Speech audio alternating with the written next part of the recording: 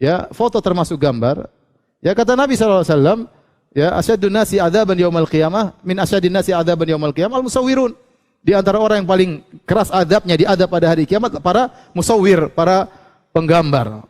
Sepakat ulama kalau orang yang membuat 3 dimensi patung makhluk bernyawa, maka itu termasuk dalam hadis ini. Demikian orang melukis, ya. Melukis juga, ya, maka itu melukis makhluk, dia niru-niru ciptaan Allah Subhanahu wa taala, ya. Ya, makanya dalam hadis, ya,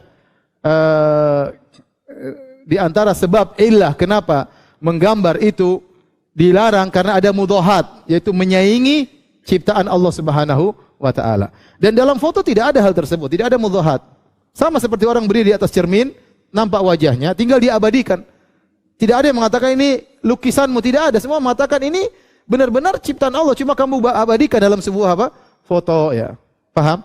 Jadi yang benar, wallahu a'lam bishawab, ini pendapat Syekh Utsaimin dan pendapat ulama yang lainnya bahwasanya seperti Al-Khathlan, ya, ulama kibar ulama sekarang, bahwasanya foto tidak mengambil hukum gambar. Tergantung, kalau dia digunakan untuk kebaikan enggak ada masalah. Kalau dia digunakan untuk kemaksiatan maka hukumnya apa? Haram. Video pun demikian. Tidaklah video kecuali kumpulan foto-foto, ya. Ya, kalau ternyata video tersebut digunakan untuk yang haram maka haram, kalau digunakan untuk baik maka yang baik.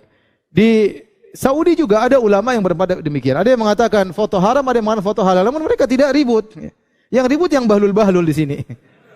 Dan mereka tidak ribut, bantah selesai. Ya, kenapa harus ribut, ya? Ente ribut enggak keren sekali. Kalau keribut sama orang Syiah, oke lah keren, ya.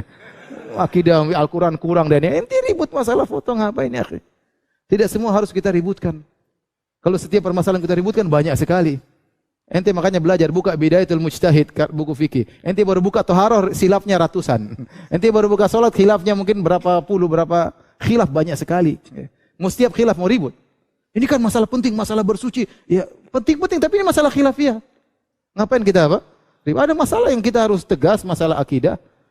Makanya Ibnu Taimiyah waktu ditanya, kenapa Anda tidak menulis tentang akidah? Kata Ibnu Taimiyah, kalau masalah fikih, selama tidak menyelisih ijma' maka tidak boleh disesatkan. Selama tidak menyelisih apa? Ijma'. Tapi akidah kebanyakan orang menyelisih apa? Ijma'. Kemudian mengatakan kepada kesesatan. Maka Ibnu Taimiyah buku-bukunya khusus fokus tentang akidah. Semua firqah di zamannya dia bantah semuanya. Mau Nasrani, mau Syiah, mau Mu'tazilah, mau Jahmiyah, mau Asy'ariyah, dia bantah seluruhnya. Karena itu masalah apa? Akidah. Ini kadang sebagian ikhwan kenceng tidak pada tempatnya. Waktunya harus kenceng, enggak kenceng. Kita jangan kenceng terus juga, jangan lembut terus. Ada saatnya kita kenceng, ada saatnya kita jangan kenceng. Kenceng pada perkara yang tidak harus kenceng, kenceng yang tolol. Ya, jangan.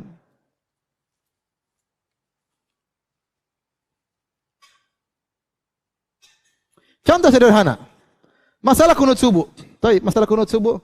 Kita bisa sampaikan kunut subuh hukumnya bid'ah menurut saya, dan ini pendapat mazhab Hanafiyah. Bisa kan dengan santai. Adapun mazhab Syafi'i sunnah, mazhab Maliki sunnah, mazhab Zahiri sunnah. Ibnul Qayyim mengatakan boleh sesekali. Az-Zahabi mengatakan boleh sesekali. At-Tabari mengatakan boleh sesekali. Ternyata jumhur ulama mengatakan sunnah.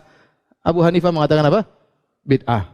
Imam Ahmad mengatakan tidak disunahkan tapi tidak dibid'ahkan oleh Imam Ahmad. Saya pilih pendapat Abu Hanifah. Selesai kan? Tapi kalau ini bid'ah, merusak agama. Ente tahu enggak ini? Ribut enggak orang?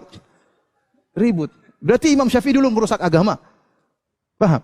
Tergantung cara kita penyampaian. Kalau ente bilang ini bid'ah, ini masalah besar. Kenapa ente ini masalah salat? Hati-hati ente bikin bid'ah dalam salat.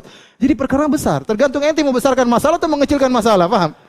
Kalau ente sampaikan ini gini, nih, pakai ini, ana bikin ini. Satu, Imam Syafi'i, Imam Malik. Ini sunnah.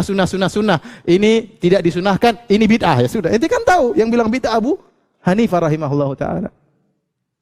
Apakah ente perlu kencang di tempat yang tidak perlu dikencengkan? Ya terserah ente. Ketahuan mana yang berilmu, mana yang bahlul, kelihatan. Oleh karena maksud saya, dalam banyak masalah kita jelaskan. Misalnya saya menjelaskan tentang masalah foto. Taruhlah saya berpendapat foto itu haram. Hak saya. Saya bilang foto ini haram, dalilnya begini-begini. Sudah, tanpa harus ribut dengan yang lain. Karena saya tahu dia tidak mengikuti hawa nafsu. Dia punya dalil. Jangan sampai kita menggambarkan setiap orang menyelisih kita pasti mengikuti hawa nafsu. Enggak boleh. Dia punya dalil, dia punya ulama, terus kita gambarkan seakan-akan dia